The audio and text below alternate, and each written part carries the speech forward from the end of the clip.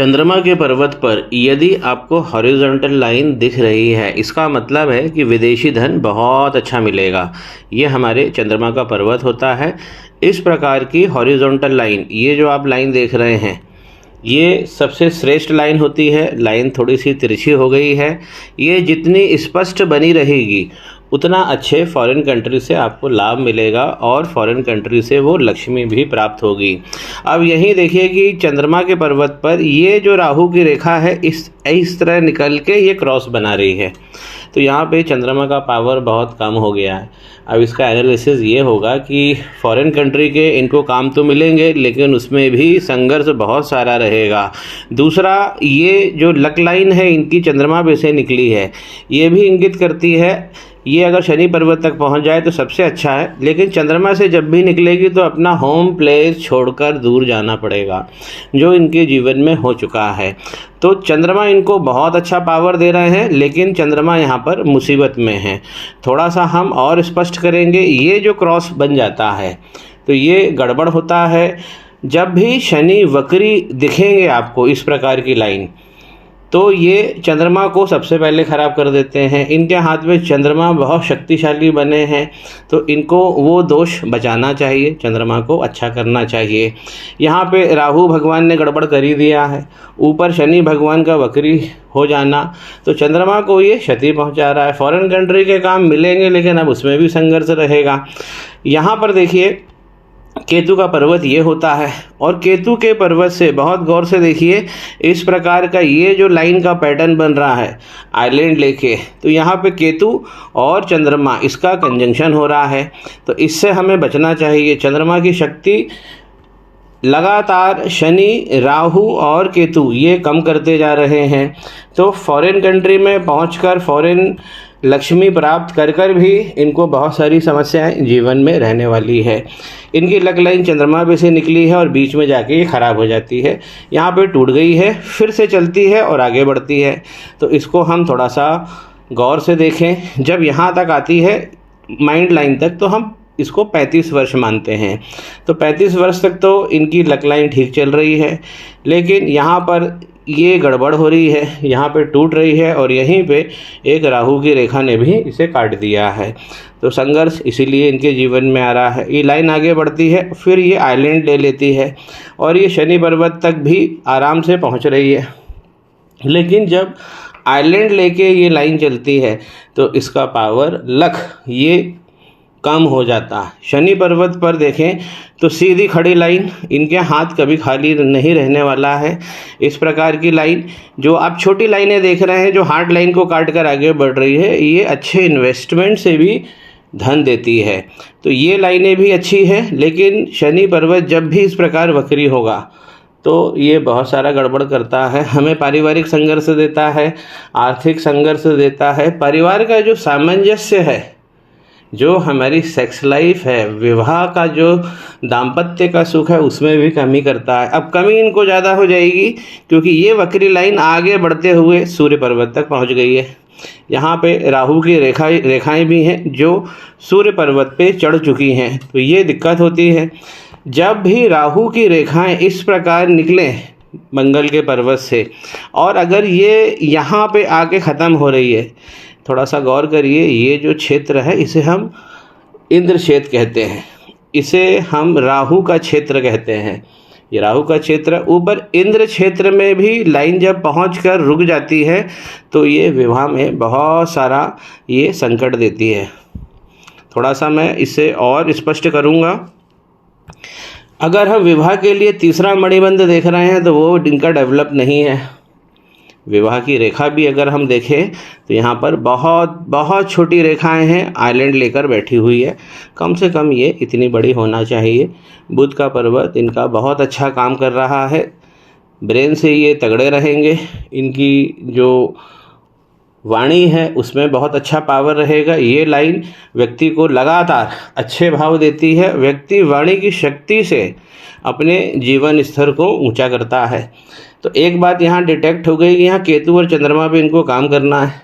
केतु चंद्रमा का कंजंक्शन, मैं इनकी कुंडली भी देखूंगा, केतु चंद्रमा का कंजंक्शन ये बहुत ज़्यादा खराब होता है। ऑपोजिट सेक्स से दाम्पत्य सुख में हमारा जो रोज का लेन देन होता है, व्यवहार होता है, वो भी ये बहुत ज़्यादा प्रभावित कर देता है। तो शनि पर्वत पे इस लाइन को इनको कमज़ोर करना चाहिए, क्योंकि ये लाइन बहुत ज़्यादा इनको प्रॉब्लम दे रही है। यहीं पे यदि इस प्रकार की खड़ी लाइन पे इस प्रकार की वक्री रेखा चलेगी और ये खड़ी लाइन अगर डिस्टर्ब होगी तो ये बहुत सारा नुकसान करती है। इनकी वक्री रेखा लंबी हो गई है। थोड़ा सा मैं यहाँ पर और स्पष्ट करना चाहता हूँ, मंगल इनके बहुत शक्तिशाली हैं। ये जो मंगल की लाइन आप देख रहे हैं, ये डार्क लाइन, ये पावर लाइन होती है, लेकिन किसी भी कंडीशन में ये लाइन इस प्रकार बाहर नहीं जानी चाहिए, क्योंकि अगर मंगल क्षेत्र से ये लाइन अगर बाहर जाएगी और वो इंद्र क्षेत्र में जाकर रुकेगी तो ये बहुत सारा नुकसान करती है। मंगल इनके शक्तिशाली है, मंगल इनके क्रांतिकारी हैं। यहाँ पर मंगल पे क्रॉस भी बन गया है। और थोड़ा सा यहाँ आप देखेंगे जो अंगारक, ये इनकी मंगल लाइन है, हमको रिसोर्सेज वगैरह ये अच्छा देती है, लेकिन जब ऊपर जाकर जीवन रेखा से जब ये मिलती है तो यहाँ पर आइलैंड बनाती है, तो इनका जो आरंभिक जीवन है वो भी कष्ट में रहता है। लाइन जो जीवन की रेखा है, जब तक यहाँ तक देखिए, यहाँ तक अगर इसका टेक्सचर सही है, नहीं है यहाँ पर टेक्सचर सही, इसके बाद ये सही हो रहा है, तो इनको 35 साल 36 साल लग ही जाएगा एक अच्छे जीवन को लेने में। तो इनको अंगारक दोष का निवारण कराना चाहिए जो इनके मंगल पर्वत पे लगा हुआ है। पावर लाइन इनकी बहुत अच्छी है, यहाँ पर स्क्वायर भी बन रहा है मंगल पे। स्क्वायर बन जाए या इस प्रकार की खड़ी लाइन अगर आपको मंगल क्षेत्र के ऊपरी सिरे पर दिखाई दे रही है तो ये बहुत अच्छा होता है। ऐसे लोगों को पदक भी मिल जाता है, चाहे वो खेल हो, चाहे वो सोशल इनका दायित्व के क्षेत्र में। तो ये लाइन और ये इस तरीके का स्क्वायर ये बहुत अच्छा भाव देता है। थोड़ा सा यदि हम और फोकस करें, ये लाइन अच्छी है, यहाँ पे क्रॉस है, तो ये मांगलिक दोष इनको बना रहा है। मैं इनकी कुंडली भी देखूंगा, जो इनकी कंफर्ट लाइन है वो अभी भी बहुत अच्छी चल रही है। आगे जाके इस कंफर्ट लाइन ने आइलैंड ले लिया है। बहुत आराम से देखिए, जहाँ हम मंगल और शुक्र की परिधि होती है वहीं ये कंफर्ट लाइन होती है। आगे जाकर अगर ये इस प्रकार आइलैंड बना लेती है तो ये मंगल को मांगलिक दोष में डाल देती है। विवाह के लिए मैं बता ही चुका हूँ कि इंद्र क्षेत्र इनका गड़बड़ है, तीसरा मणिबंध गड़बड़ है, ऑपोजिट सेक्स से फ़ायदा यहाँ पे बहुत लिमिटेड हो गया है, विवाह रेखा बहुत छोटी हो गई है। और यहाँ अगर हम बृहस्पति के पर्वत को देखें, एक नई पिक्चर पे इसे हम समझते हैं फिर से। बृहस्पति का पर्वत हमें सोशल स्टेटस देता है। ये इनकी ग्रोथ लाइन है, बहुत सुंदर ग्रोथ लाइन जो हमारे जीवन रेखा से इस प्रकार निकली है और पूरे इनको बृहस्पति के पर्वत पर पूरा ये कवर करती है। यही एक चीज़ है, इस लाइन अगर ये ऊपर तक चली जा रही है बृहस्पति पर्वत को बहुत शक्तिशाली ये बना देती है। किसी भी स्थिति में हमारी जो हार्ट लाइन है वो यहीं तक आनी चाहिए मंगल की तरफ। यदि ये लाइन झुक जाती है तो ये मैरिज में बहुत सारा डिले करती है। हार्ट लाइन से हम सीधा ये पता लगा लेते हैं कि दाम्पत्य का सामंजस्य कैसा रहेगा। तो दाम्पत्य का सामंजस्य इनको अच्छा बना हुआ है। यहाँ पे मंगल दोष के कारण ये लाइन मंगल में चली जा रही है।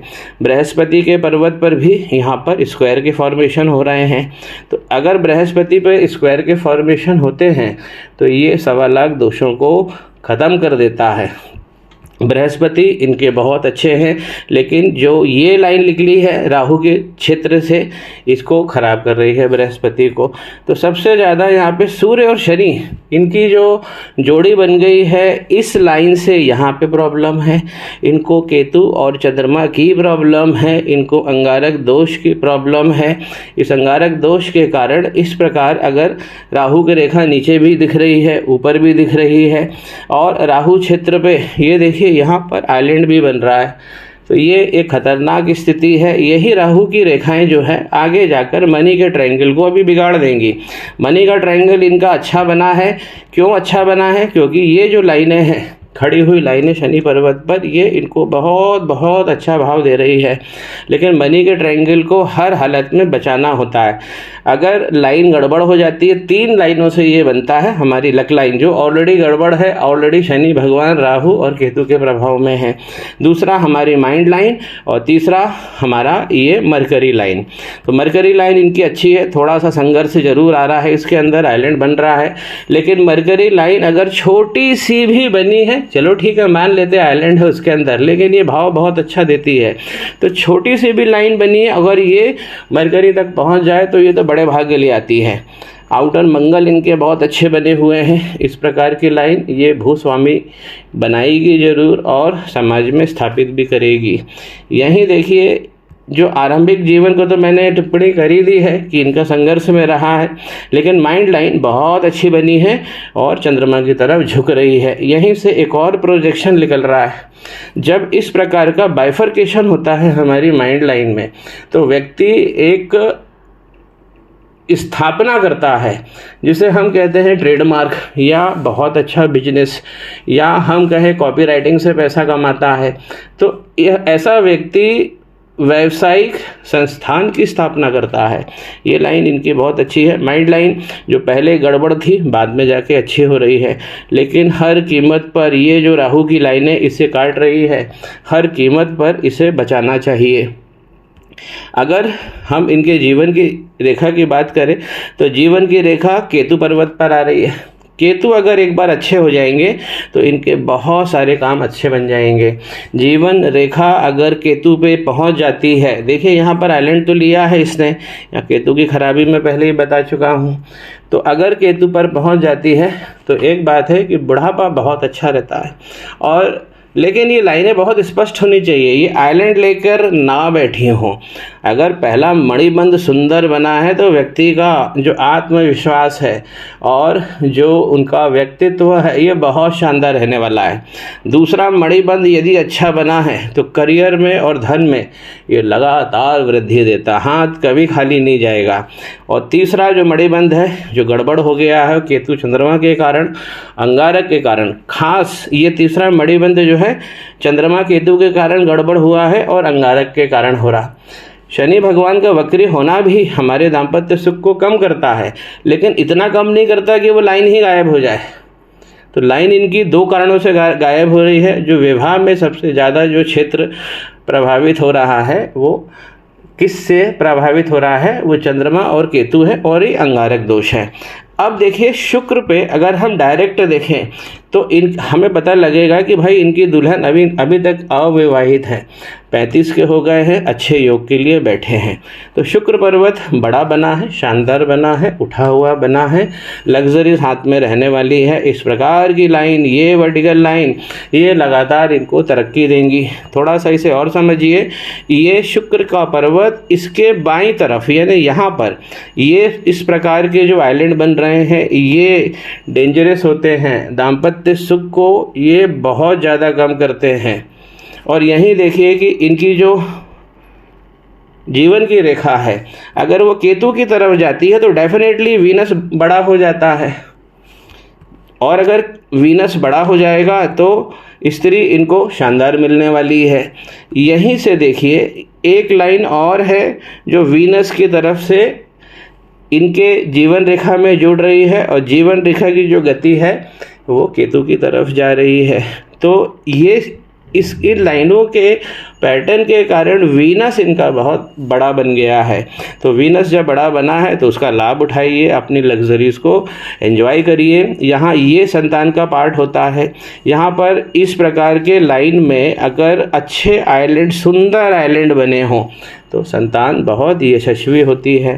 तो यहाँ पे संतान सुख भी इनको गायब दिख रहा है, क्योंकि संतान सुख के लिए जो होना चाहिए बहुत कमज़ोर आइलैंड है, इसे हमें सही करना है।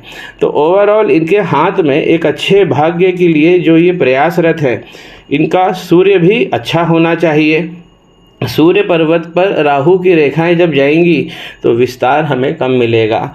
ये सूर्य की रेखाएं हैं, एक नहीं इनकी 2 रेखाएं हैं, और यहीं पे राहु की रेखा भी पहुंच गई है।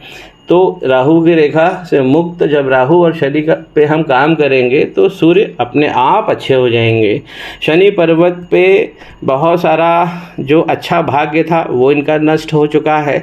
शनि पर्वत पे जब भी खड़ी लाइनें होती हैं, 1 हो 2 हो 3 हो, तो मल्टी सोर्सेज से पैसा मिलता है। जब यही लाइन वक्री हो जाती है तो बहुत गड़बड़ होती है। हमें देखिए सबसे पहले यहाँ प्रॉब्लम आती है। ये देखिए, ये ऊपर का भाव यहाँ पे खुल जाता है, इस पर हमारी नज़र हमेशा होना चाहिए। बीच वाली मध्यमा उंगली के ऊपर वाले पोरवे पर ये लाइन स्पष्ट सीधी बनी हो।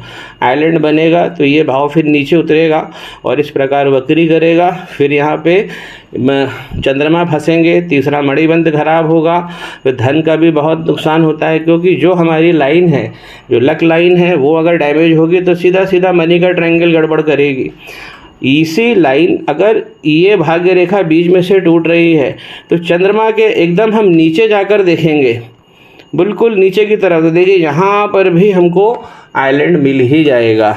तो इसीलिए शनि का वक्री होना चंद्रमा को सबसे पहले खराब कर देता है। अच्छे भाग्य के लिए यानी सूर्य शनि पे काम करना चाहिए, केतु चंद्रमा पे काम करना चाहिए, अंगारक दोष इनको मिटाना चाहिए। जीवन में सफलता भी मिलेगी, स्थायित्व भी मिलेगा, चाहे वो पारिवारिक हो, आर्थिक हो या सामाजिक हो।